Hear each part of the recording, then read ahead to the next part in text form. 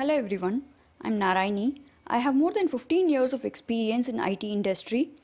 I have a passion for coding and I have worked on various development projects all through these years. I want to share my experience with all of you through some quick videos. Now let's get started. Today's topic of discussion is debugging with Visual Studio tips and tricks. This is part 2 of the video.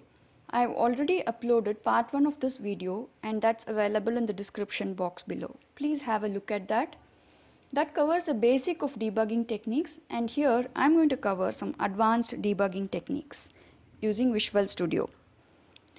Debugging is very important because most of the times when we enter into a project, we are given an existing project only. And the best way to understand a project is through debugging. Though I am going to cover some debugging techniques with Visual Studio, we can definitely draw a parallel to this in any other programming language. So let's get started. What we cover here is conditional debugging, break on exception, formatted view. All these techniques are some advanced debugging techniques. As usual, let's set some background. We have read about various looping constructs like for loop, while loop and do loop in C#. In fact, such looping structures are available in every other programming language. Why? That's because a list of records or related data is needed in every application. Let's see some real-time lists in use. Every organization requires an employee management system where the details of all the employees are stored, and obviously a search technique is required to retrieve a particular list of employees. Say for example, here we have a search for an employee based on his role, department or the employment type, like he could be a full-time employee or a part-time employee. So what does this search return? It returns a list of employee records with details like employee name, role, department, employee type, etc. So this is a grid way of representing the employee list. We can have a look at another list as well. So when we go to certain shopping sites like Amazon and search for a product, we get a list. So this is again a list. The representation is what is a little different.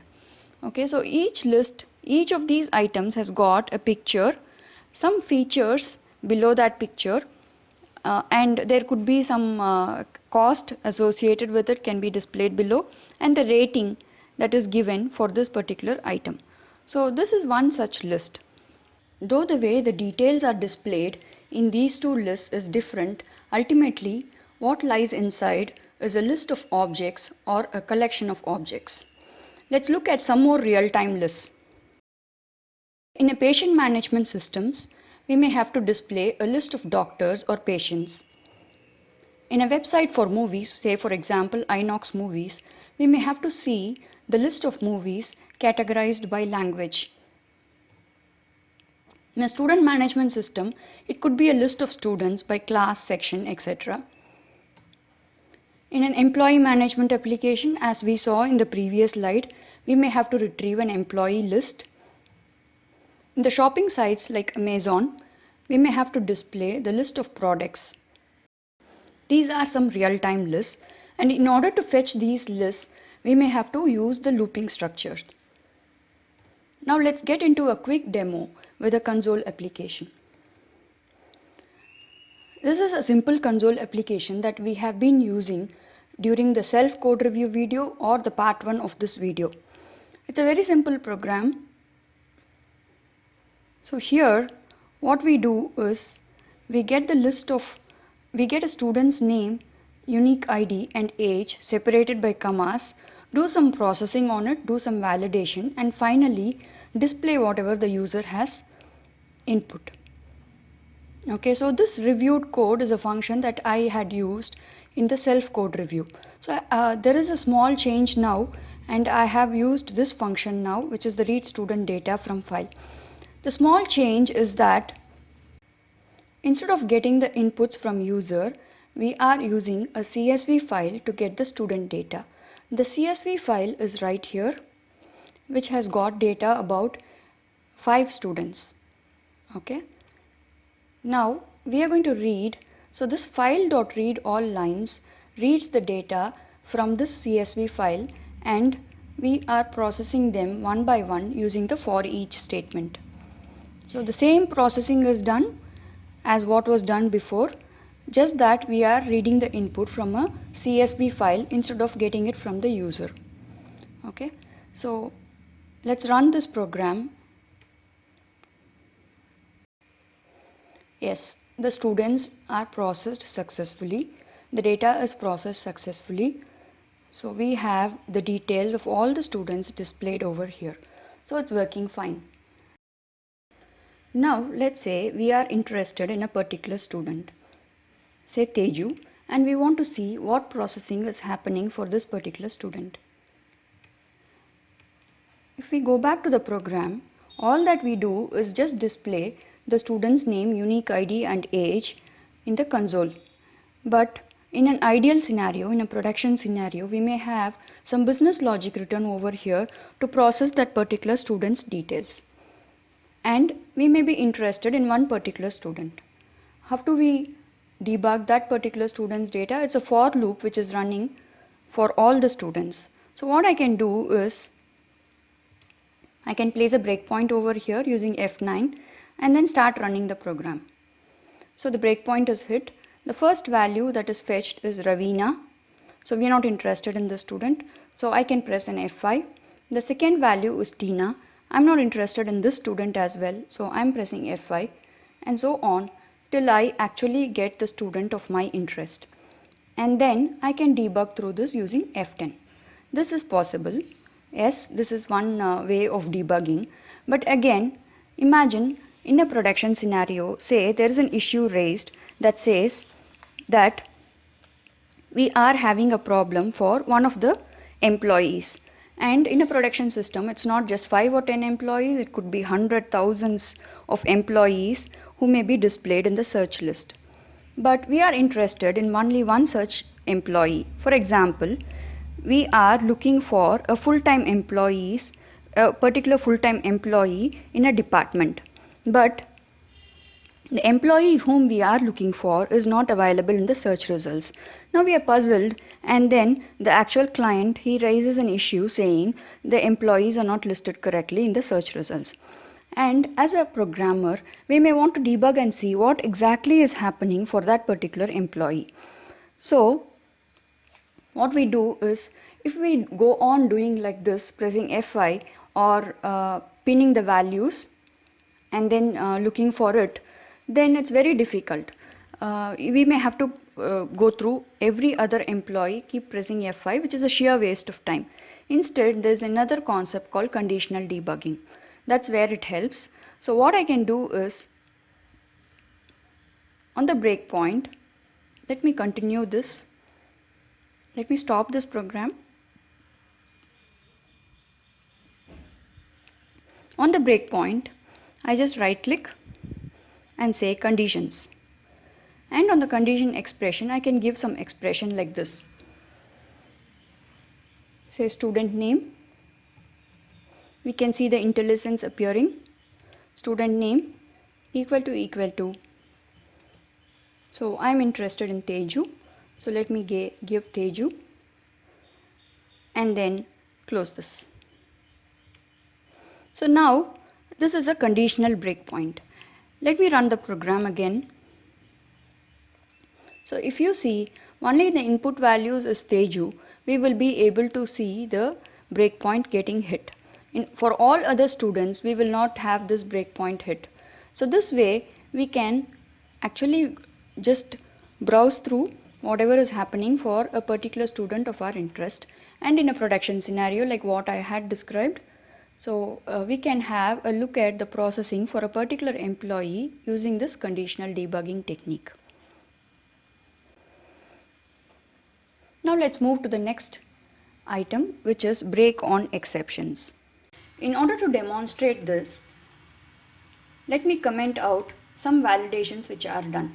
For example, there is a validation which is done to see if the age is actually an integer.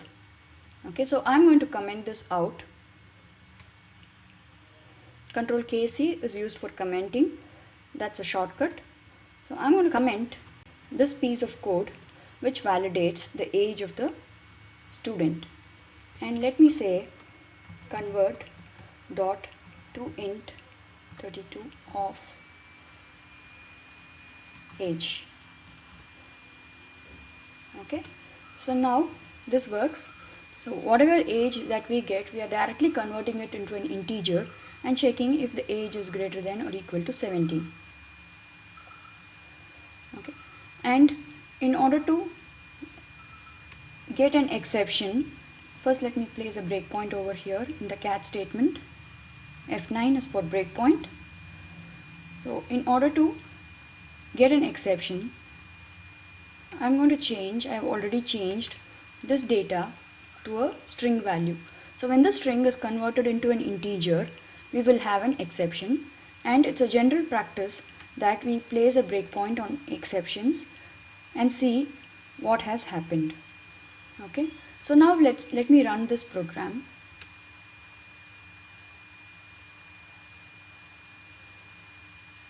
So there's an exception. The exception says input string was not in correct format. So this is the exception that has occurred. I know there's an exception, but we don't know where exactly the exception has occurred. So since we have used a try catch statement, the exception is handled and always the breakpoint or the control comes over here. So that is the issue. Now if I have to, so this is just a 10 line of code, so we can easily identify by going through this code as to where exactly the exception could have occurred. But in a production scenario, we have say 100, 200, even 500 lines of code between the try and the catch statement, and we may not be sure where exactly the exception has occurred. This is where break on exception debugging technique helps. So how do we do that? Let me stop this program and we'll go to the debug menu, Windows, exception settings. So here if you see, the exceptions that can occur are shown over here, and it says break when thrown, and there is a list of exceptions that are over here. We had a format exception, that actually is a format exception. So I'm going to look for a format exception. So there's a system.format exception over here, and when this exception occurs, it is not caught. So let me check this to catch this exception on when it exactly occurs. I'm going to run this code again, right? And if you see, whenever this format exception occurs, exactly at the place where the exception occurred, the system breaks, the debugging breaks, and the details of the exception are thrown. So this says system.format exception input string was not in a correct format. So if we see the string age, it says SAS, and when it is trying to convert this particular value to an integer, this exception is thrown. So this way we will be easily able to identify where exactly the error has occurred, and we will be able to correct it in an ideal production scenario. This is where break on exception debugging technique helps.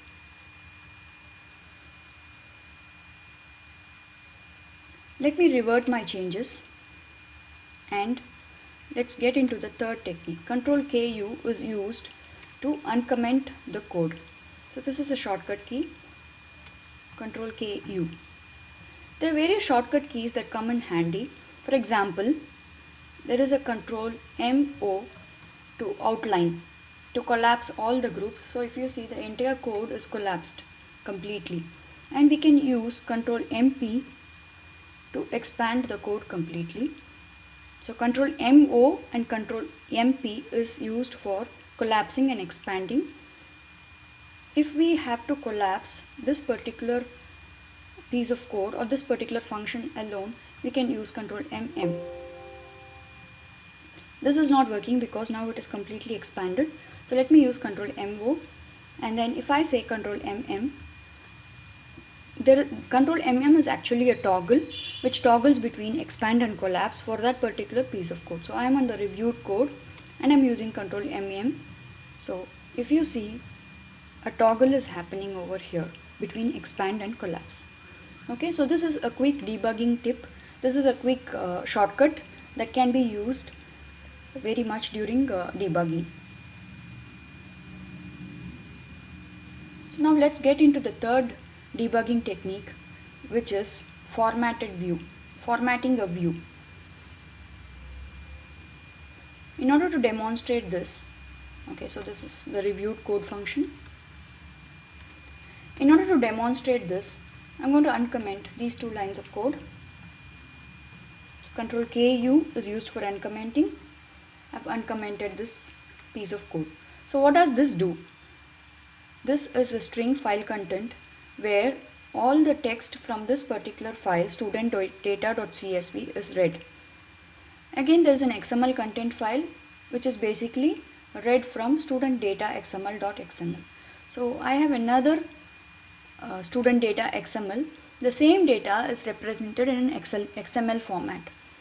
So if we see the same data that is there in student-data.csv, all the 5 students are now placed in the XML format.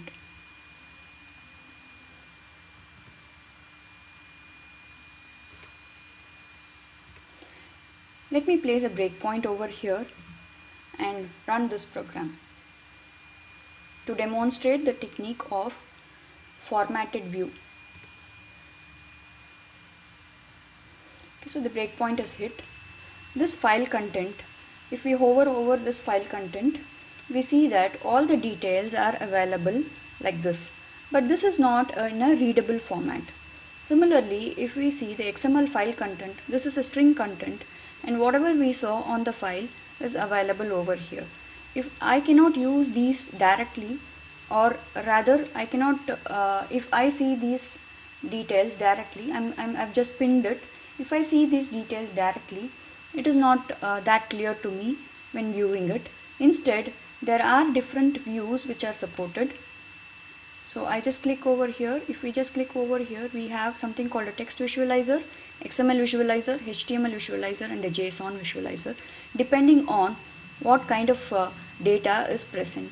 So I'm going to use the text visualizer now. You can see the details in that particular string in a formatted way. Similarly, the XML file content, for the XML file content as well. So let me pin this.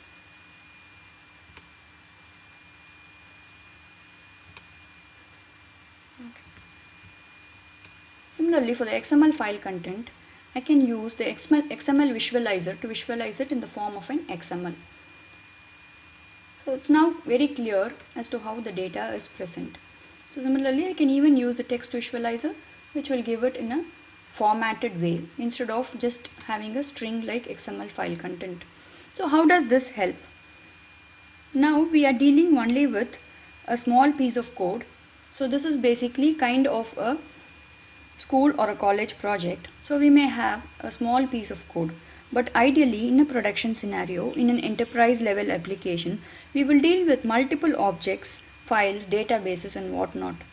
So when dealing with such objects, we may want to view the data in them in a structured way. That's where this debugging technique really helps. In this video, we discussed about conditional debugging, breaking on exceptions, formatted view. These are the debugging techniques which can be used very well when working with Visual Studio. So we developers spend 80% of our time on code development tools like Visual Studio, and if we gain a complete control over these tools, trust me, life will be really easy. Hope you liked this video. Thanks for watching, and please leave a note on the topics that you would want to discuss in the comment section below. If you like it, please share it and subscribe to this channel. Thank you.